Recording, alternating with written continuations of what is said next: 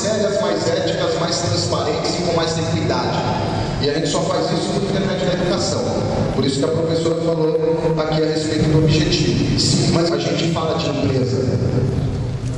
É possível? Eu vou deixar essa pergunta agora aberta. A gente tentará fechá-la até o final da minha palestra, mas você fica com ela aberta. Até porque no final da palestra eu vou te dar outra pergunta.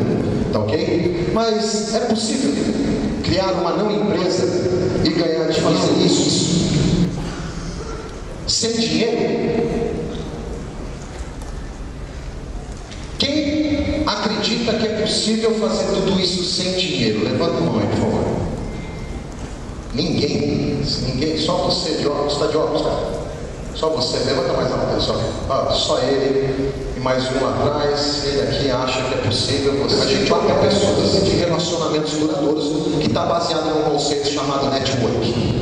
Se você não entendeu o conceito de network ainda, precisa entender. Porque network, se é work, é porque dá o quê?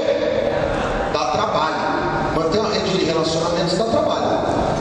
Não é simples. Ele tem que tomar café dentro de dentro. A gente ama o que faz. Mas por que você ama? Você ganha tão pouco. Não estou preocupado com o dinheiro. Estou preocupado com o que eu vou deixar de legado.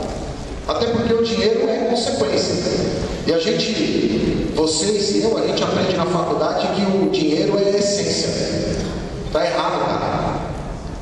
O dinheiro tem que ser a paixão, tem que ser o motor. E a competência se estabelece. Então aí a gente faz diferente. Eu tenho que ter fé, eu tenho que amar a vida, eu tenho que ser ensinável e eu tenho que ser o quê? Por que fazer igual se é possível fazer diferente? Vocês já tinham ouvido falar desse conceito de não empresa?